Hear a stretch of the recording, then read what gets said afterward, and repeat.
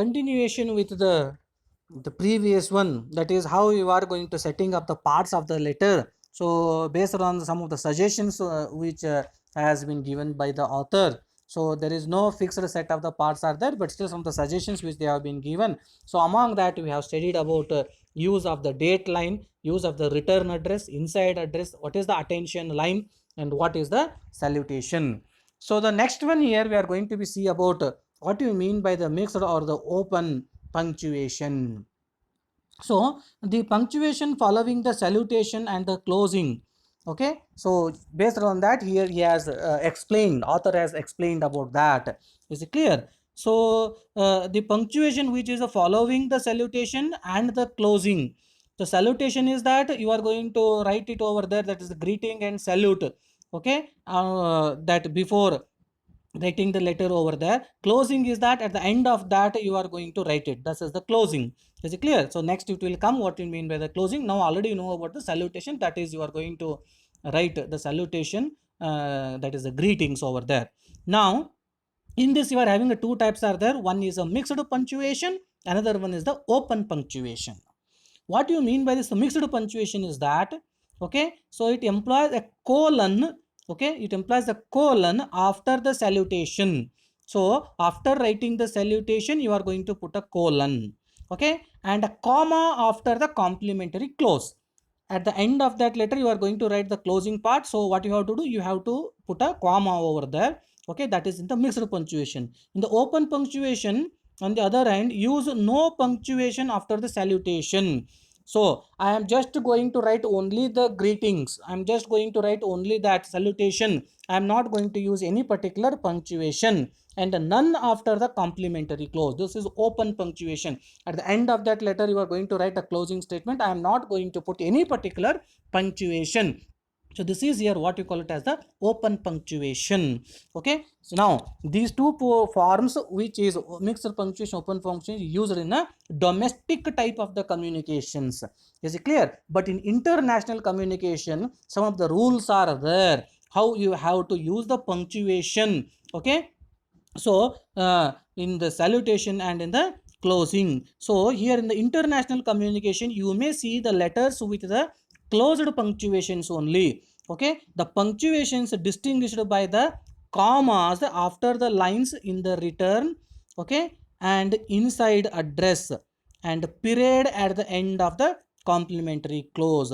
So here they are going to say that a punctuation distinguished by the commas after the lines in the return and inside address.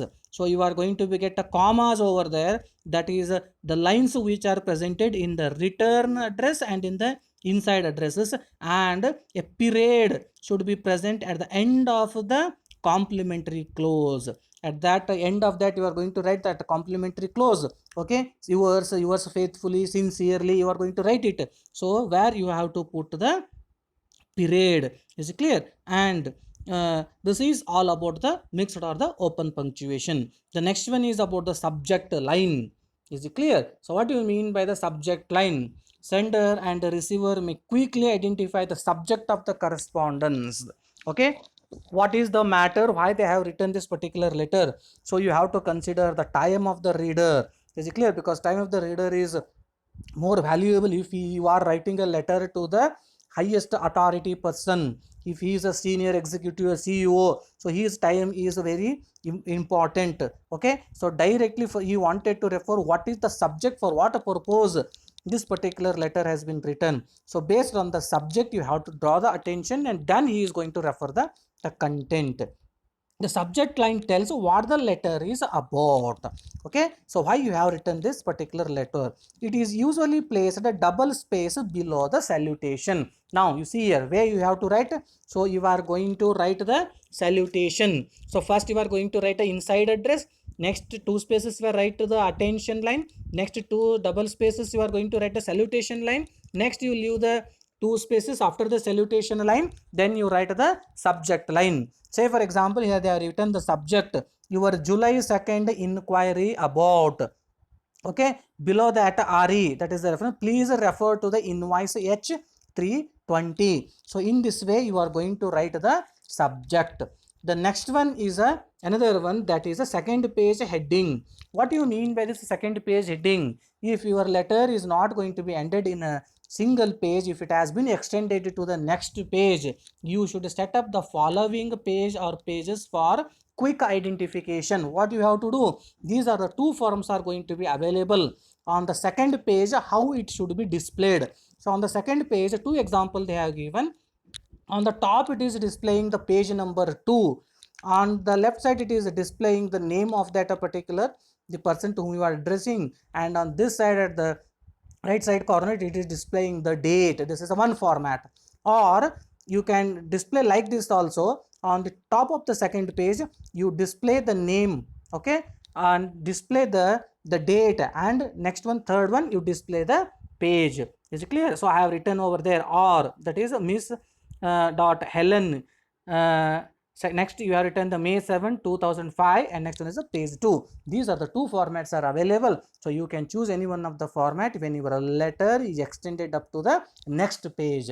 Okay, now closing, this is important. So in the previous the parts we have seen, that is the closing. Okay, what do you mean by the closing? This is the most commonly used of complementary close. Is it clear? So they are going to call it as it is a complementary close of your letter. So you are going to using the words sincerely. Is it clear? Or you can write it as a sincerely yours, and then you are going to do the signature. Okay, or you can write direct only yours, or you can write truly. Okay, truly with and without yours you can write, or you can write cordially, or you can write respectfully.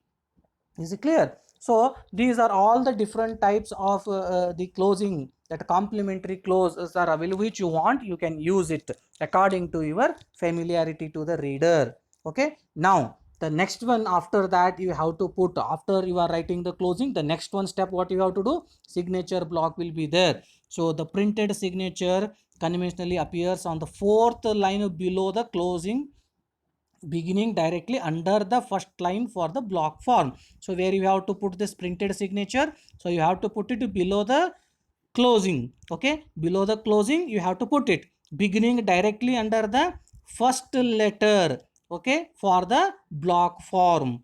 Now some people prefer to have the firm name appear in the signature block. Is it clear? So especially when the letter continues on the second page without the company letterhead. So they typed the name of the person signing the letter is on the fourth line below the firm name. Is it clear? So you are going to put the firm name, and you have to leave the four spaces, that is the on the fourth line below that you are going to write it. So that is the typed name of the person signing the letter is on the fourth line below the firm name. After the fourth firm name, so you have to leave the four spaces, that is on the fourth line of that. So the person is going to sign the letter. Now information notations. In the lower left corner of the letter may appear abbreviated notations for the enclosures. Is it clear? So it is on the lower side where you are going to write the closing and all, and at the below that lower letter, okay, on the left side, okay, on the left corner you are going to use what are all the enclosures you are going to attach to this particular letter. Sometimes you are going to write a letter, you are going to attach the enclosures, that is the xerox marks cards and other documents which you wanted to uh, attach. So for that, where you have to write this, you have to write the enclosures. In the short you have to write enc dot 3 and so on. The different formats are going to be available. You choose which one is best suitable for that, and then you have to write it indicating that these are all the enclosures are there which the that writer has attached. The next one is about the postscripts will be there. So this is commonly referred to as a PS, are placed after any notations. Okay, but this one is rarely used in most of the business letters. The next one important is about, okay, so now you have studied about what is the layout of that letter should be. just like that the picture fitting in the frame. It is just like a rectangular which is drawn on that a particular page, and you have to put all these things. After writing your letter, folding a letter is also an art. So you have to fold that letter in such a way that, is it clear? So it should attract the reader. You have to carefully fold this particular letter and put it into the cover. Okay, so now here they are going to say that the carelessly folded letter is off to it is initially only a bad start with the reader. Is it clear? So if you are not folded your letter in a correct manner, so initially it is a beginning only, initially it, is it clear? So that is a bad start. Okay, so neat folding will complete the planned effect by. So what you have to do, your folding of your letter should be neat. So how it is going to affect? Making the letter fit snugly into its cover. You have to fold the letter in such a way that, okay, so correctly, exactly it has to fit inside its that a particular the cover. Okay, making the letter easy for the reader to remove. Once you have inserted that the letter after folding into that cover, so reader should not face any difficulty in removing that letter from the cover. So make it easy, the letter that easily should be removed, okay, from that cover for reading. Making the letter neat when you opened. Is it clear? So after removing that particular the letter from the cover, okay, once you open it, it should look neat. Is it clear? So these are all the things here you have to take care. So for that what you have to do? So is there any pattern for folding the letters? Yes, there are different patterns are there for folding the letters. Is it clear? So now here I am going to show you, this is the format for folding letters. So there are two patterns are there for folding a letter. So one is a two-fold pattern, another one is a three-fold pattern. Is it clear? After you have written that particular letter, so what you have to do? So now first one you will see with the two-fold pattern. Okay, so the first fold of the two-fold pattern is from the bottom up. From the bottom side, first you have to fold it, fold up, taking a letter less than a third of the sheet. Is it clear? The second fold goes from the top down. The second fold should be goes from the top down. Is it clear? Taking exactly the same panel as the bottom segment. Thus, the letter should be slipped into its envelope with the second crease towards the bottom. You just see the diagram over there. Is it clear? So how they are inserting in that particular the envelope with the second crease. Okay, the second folding what we have done, that is some space will be leaving over there. So that is the second crease towards the bottom and the center panel at the front of the envelope. Okay, if you see the diagram now you will have an idea. First you start folding from the bottom, okay, one fold, and after that the second fold goes from the top down. The first fold will be less than the third of the sheet. Is it clear? And the next one is the second fold goes from the top down. Okay, now if you are going to see this, this is the third fold. Now why this third folding pattern is required? If the envelope is too short, is it clear? So putting that the letter in the envelope is a difficult one. So at that time you have to go for the three folding pattern. Okay, so it is necessary to fit the standard sheet into the commonly used smaller envelopes. Okay, so its first fold is from the bottom up with the bottom up edge of the sheet riding about a quarter. Okay, quarter inch, and under the top edge to allow the thumb hold. So just like that already what you have been studied over there. Is it clear? So in the first one what you have to do, so in the first fold is from the bottom up with the bottom edge of the sheet riding about a quarter inch under the top edge. Is it clear? So you have to leave just the space which is of 1 inch under the top edge. So up to that we have to fold the bottom edge. Is it clear? Now ಮೇಲ್ಗಡೆ ಹೆಬ್ಬಟ್ಟನ್ನು ಏನು ಹಿಡಿದಿರ್ತಿರಲ್ಲ ಅಷ್ಟು 1 ಇಂಚು ಅದರಗಡೆ ತಳಗಡೆ ಆಗುವಂಗೆ ನೀವೇನು ಮಾಡಬೇಕು. So that is you have to fold your the paper, that is with the bottom edge of the sheet riding about a 1/4 inch under the top edge to allow the thumb hold. Now what you have to do, the second fold is from the right side of the sheet towards the left. Is it clear? So now what you have to do, now the second fold, here it is that the second fold is from the right side of the sheet towards the left, taking a little less than a third of the width. Okay, now the third fold matches the second. So now it is just similarly to the top how you have done. Is it clear? Now the third fold matches the second, that is from the left side towards the right with a panel of exactly the same width. So in this way you have to fold it and then you have to put it into the envelope. Okay, so the 3-fold letter is inserted into its cover with the third crease towards the bottom of the envelope and the loose edge. Okay, where is the loose edge? So that is where the paper loses, folded one, this loose edge is, okay, towards the stem end of the envelope. So this is the diagram, you just refer it. The next one here you have to go for the envelope addresses will be there. Okay, so this is the one, that is the envelope address, so that the optical characters recognition, so what you call it as the OCR equipment may be used in sorting the mails. In the US what they are going to do is that envelope addresses is going to be scanned using the OCR. Is it clear? So according to the US portal service, they have given that all the envelopes what you are going to be, so some of the rules and regulations are there which the pupil has to follow it in the US portal service. So your author has used this because in the US they are going to use the OCR, that is optical character recognition, for reading the address which is present on the envelopes. So here some of the suggestions which they have been given, that place the address in the scannable area.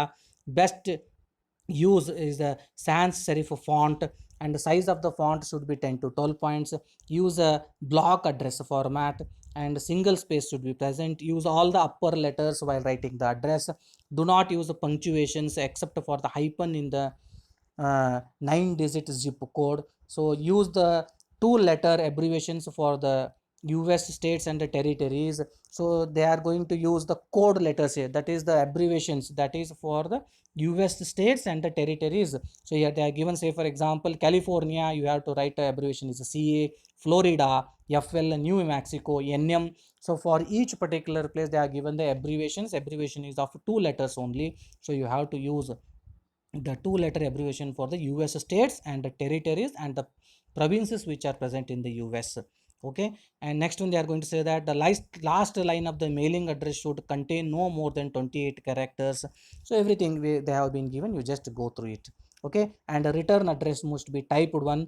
Okay, so block it in the left corner. So all these things, the rules here which they have been given, so you please refer this envelope address, that is a return address will be there, how it should be, and what are the rules you have to follow for writing the return address. Okay, the last one they are given that print any on arrival instructions will be there. Okay, whether that letter is a confidential or a personal, so 4 line below the return address you have to write it, whether that letter is a confidential or a personal. Okay, place all notations for the post office, place all the notations for the post office.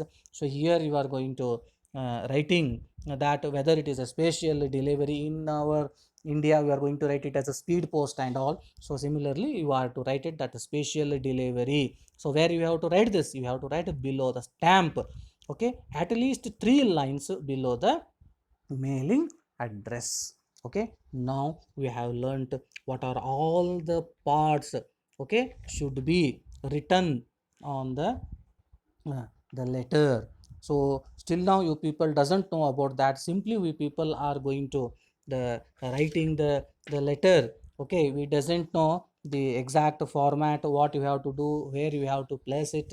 Is it clear? But now we have studied that all the different the types of the parts we have to use on the letter. Okay, and the suggestions are very very important. So definitely in the next, whenever you are going to write a letter to someone else, so these suggestions are helpful, that these particular the parts of the letter are helpful, that you are going to use these particular parts in a letter to make your letter more effective and more attractive to the reader. Is it clear? So this completes the chapter. So we have completed this particular the chapter. Okay, so that is here the how you are going to present these letters, the physical presentation of the letters, memos, and the reports. Okay, so in the next the class, okay, we are going to be start with the next one chapter, that is related to that, what are the strategies in searching a job. Okay, yes, thank you very much.